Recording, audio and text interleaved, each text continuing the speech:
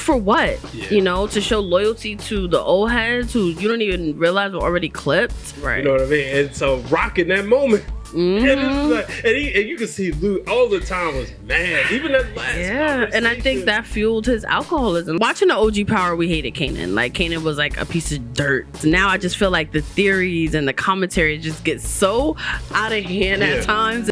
They gave Tommy a spinoff. They could have gave Jukebox a spinoff. Hey, fans of the Power Universe. We want to hear all of your theories and hot takes on the latest episode. So please leave a message on our hotline, 443-457-3179, and be a part of the show.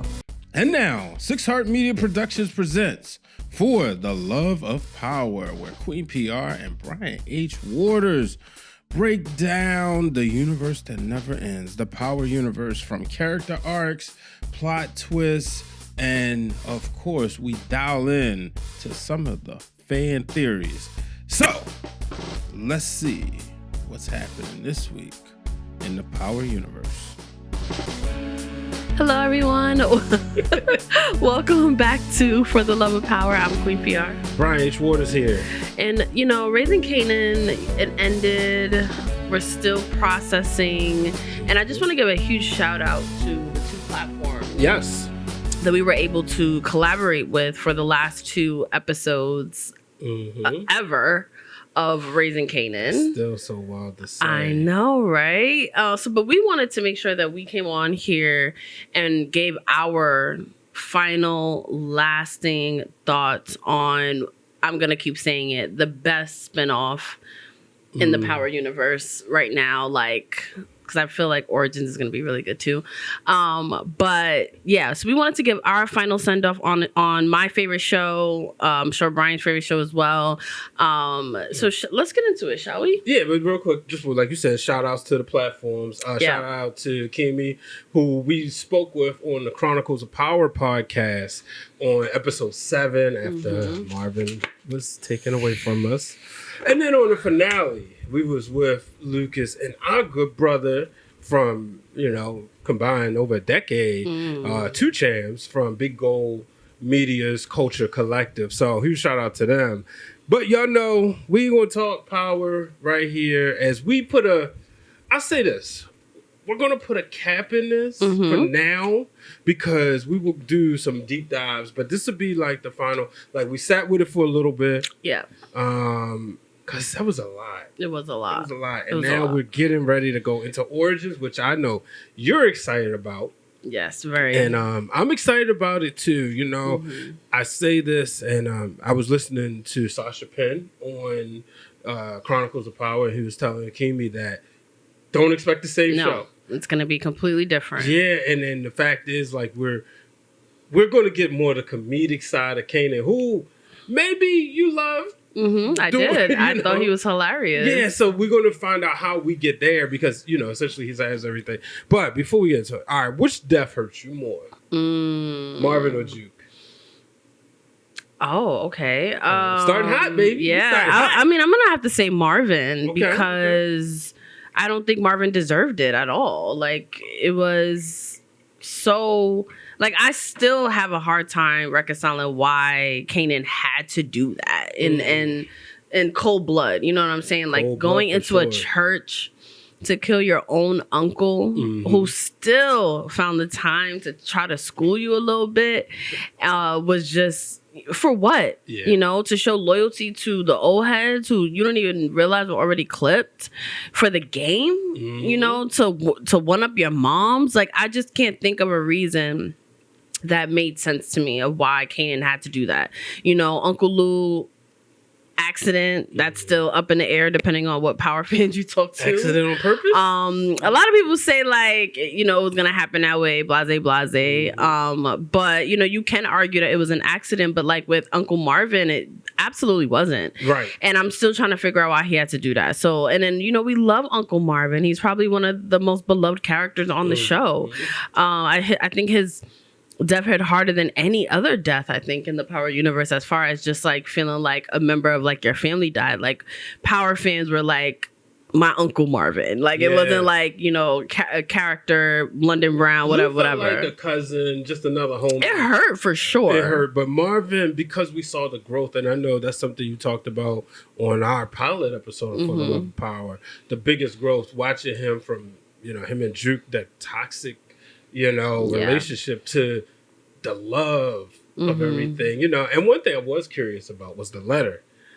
Me too. Yeah, and Sasha said some things should just stay between. I love that. I don't. Oh, I don't. I'm nosy. I'm a journalist. I understand. And, you know, remember when it was floating online, and I said I purposely. I don't believe that was. Now I know it wasn't. Oh, okay. Yeah, but I thought. I was like, oh my, did a spoiler come out? Did somebody get a leak to the script? I don't know. And then come to find out.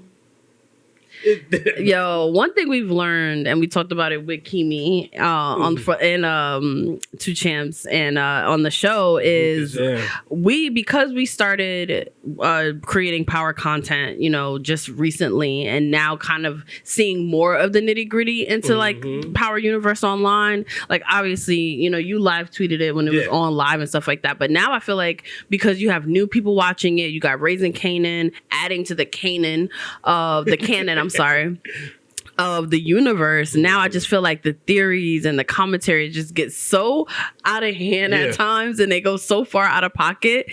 And I feel like people trying to decipher what was in that letter is an example of that. Of just like, y'all are just going overboard. Yeah, or like what would have, and you know, it's really not hard to guess what a father would say to a daughter in that situation of just like, you know, I'm probably gonna die soon, which is the whole reason why Marvin even was at the church and wanted to set Juke up. And I don't think anyone thought it was gonna happen, like, you know, right that second.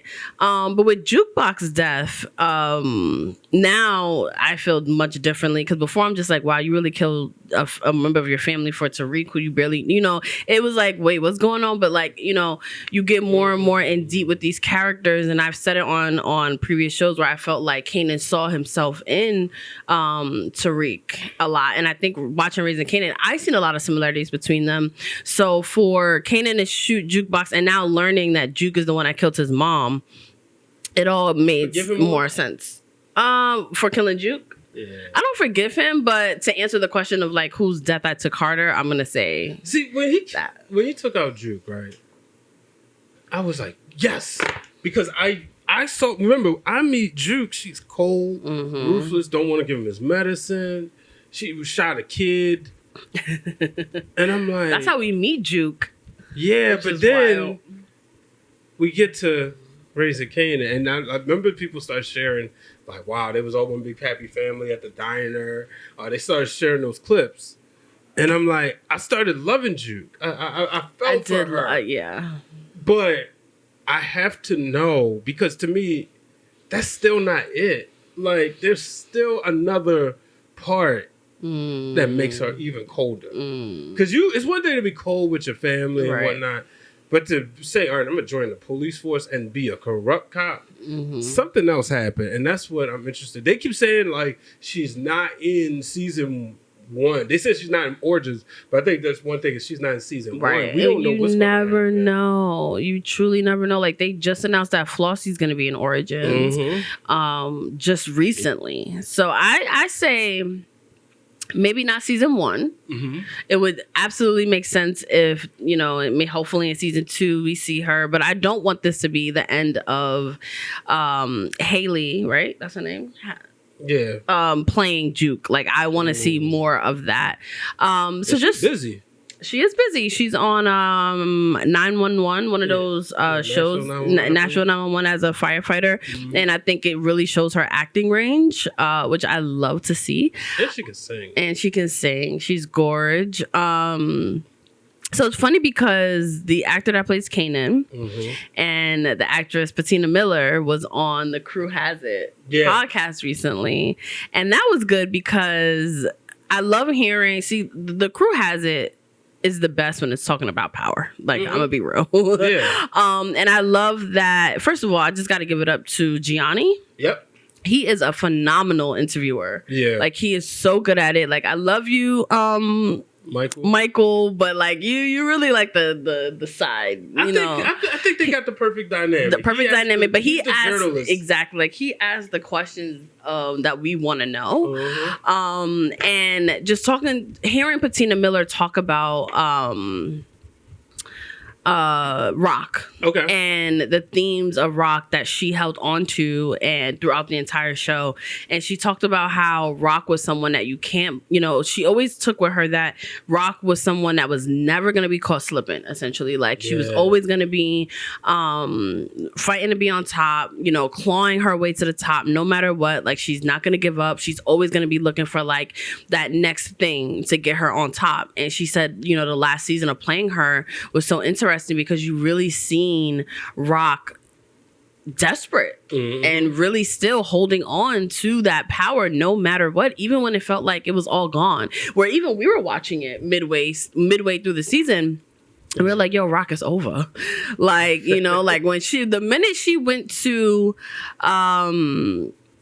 Joey Badass's house and was looking for them and looking for the baby Panessa, I was like, oh, this is when she desperate. You know what I mean? But hearing her perspective on playing such an iconic character and learning she has a Grammy Award, an Emmy Award. I'm sorry, not an Emmy Award, a Grammy and a Tony. Okay.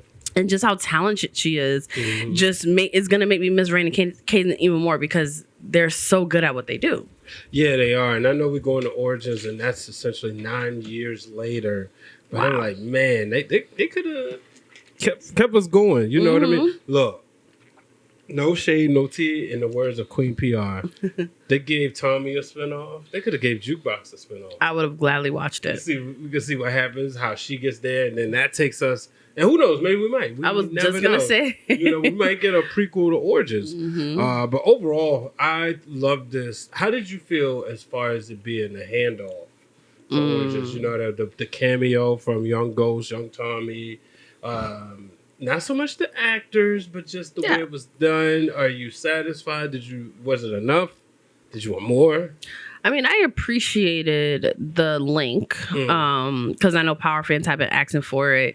Did I think the scene came off a bit corny? Yes, but I am glad that they at least sprinkled them in there because we do have that next chapter of the story, which is going to be Young Tommy and Young Ghost. So, I mean, I do appreciate that for sure.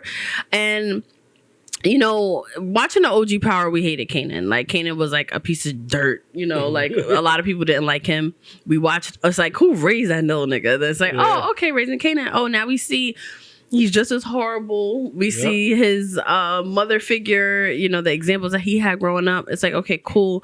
And now with Origins, it's like, all right, now we want to see how Tommy and Ghost are introduced into the world. And when the actor that plays Kanan was on The Crew Has It, he was basically saying how this is the show, because they asked him like how much did he look at like 50 Cent playing Kanan while he was playing, and he was like more so in the beginning, of course, but he said that in Origins is where he really, because he's an adult Kanan and 50 is an adult Kanan in the OG Power, that's where he really will see more of his mannerisms and stuff like that. And Kanan was funny. Like, I found OG Power Kanan funny. I found him funny in Raising Kanan. So I'm here for a more lighter comedic. Yeah. Because Kanan may be the funniest. Oh, 1,000%. Between him, I would say, and Uncle Marvin. Okay. Yeah. Who would you say is the funniest? No, I think people will throw Tommy in there, but I do think both of them are funnier. Oh, okay. Oh, you were thinking of Power. Yeah, like I said, the whole Power universe. Oh, yeah. Tommy had some funny ass one-liners, yo. He did. And then there's also like some parts that just wasn't supposed to be funny that we found funny. I own you. First of all, saying that to another grown-ass man is crazy. But you know how it is. Like, you're a sibling on both ends, right? Yeah. You have an older sibling, you technically have a younger sibling. So you're always going to be the older one, right? Yeah. Like, no matter what, especially in this situation where it's like, like I didn't grow up with my older sisters, right? So like, they not trying to pull rank. But if they was, like, I see this with my cousins and stuff, like, I'm still always the older brother. Yeah. I'm still my sister's older brother. Right. You know what I mean? And so Rock in that moment And you can see Luke all the time was mad. Even that last conversation. And I think that fueled his alcoholism. Let's get into Uncle Lou real quick because,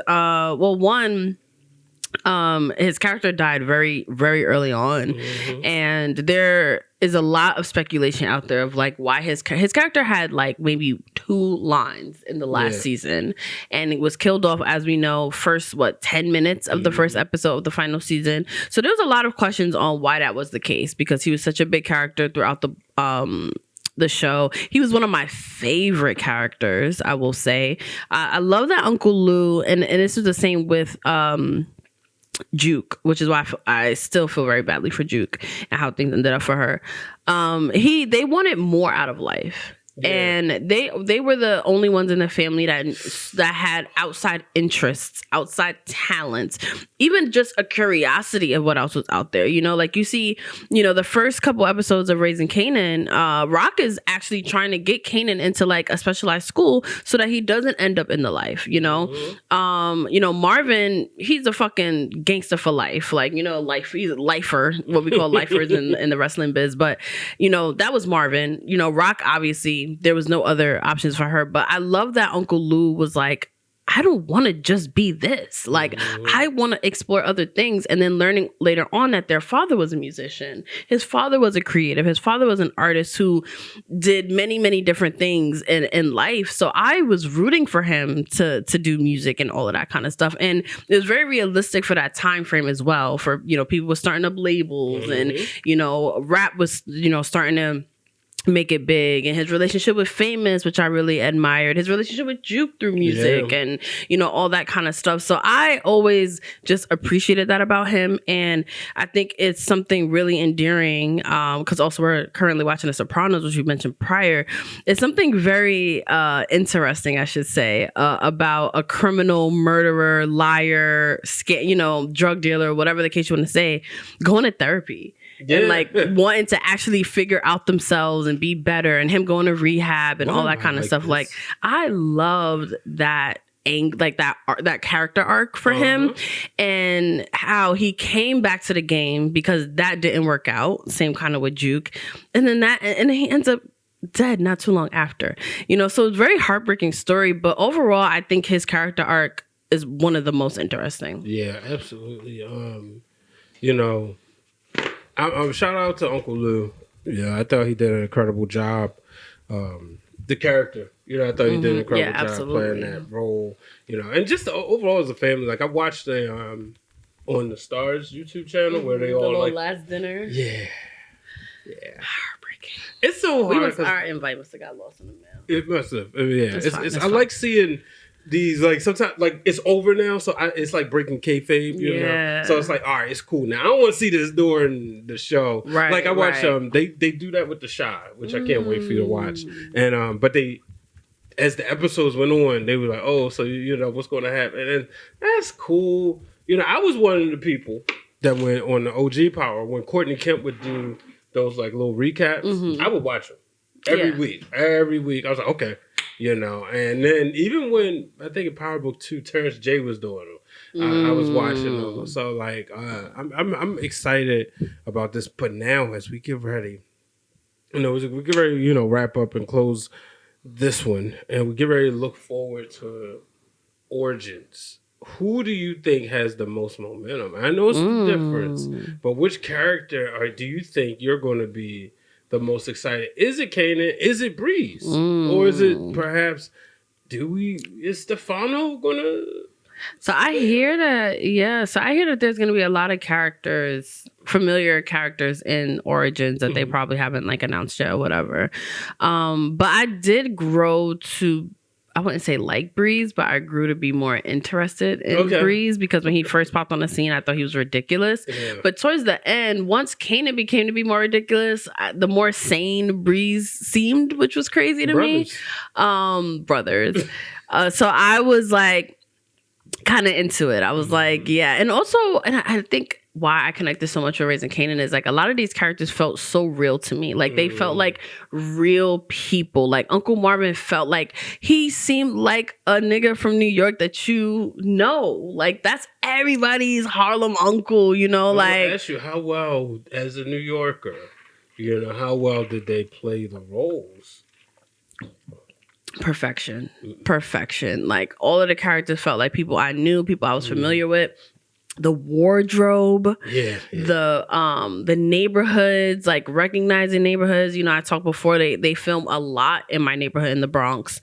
And I like to think it's because it's easier to make neighborhoods in the Bronx look like how New York City looked during that time frame than, like, let's say even Manhattan, because everything, you know, there's always construction and gentrification, but there's still a lot of neighborhoods in the Bronx that still look like how they looked in the 90s and 2000s, and I feel like it's easier for them to dress a neighborhood like that. So there's a lot of times my sister and I are coming home real late at night and we see the streets are cut off and the signs and they're filming. I'm like, oh my God. So it's really like, I love that about the show. And that makes me even more hyped for Origins because it's going to be in the 2000s. And it's like, I'm going to remember that even more than I did because those was my hot girl years. Yes, I cannot freaking wait. The music, the 2000s in the New York, in the New York City is one of the livest times, you know? Yeah.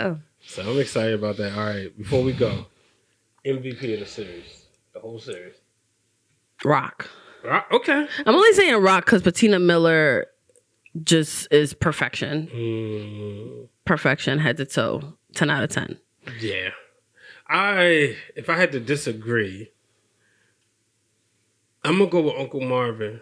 Because he found a way to, in a sense, connect with everybody. Yeah. If you was a hard-headed, idiot, toxic male, he would connect with you in the beginning. But then for him to make that life change, and like you said, really own who the character was supposed to be, to feel like everybody's uncle, but also be a father. But then also seeing how he was looking after his buddy's daughter. You know what I mean? So all of that, I think he was incredible. I think, you know, even when he approached Kanan, he gave him that ass whooping. That right there was like spot on. That's exactly. Would you say that's your favorite scene?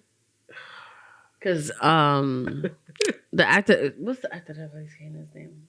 Who? The actor that plays Kanan. So I don't keep saying that. Oh, Makai. Yeah. So Makai was saying that his favorite scene of film from the last season was Marvin whooping. He was like, it actually was a lot of fun filming that scene, and I was like, okay, that might just be my favorite scene now. He did his own stunts.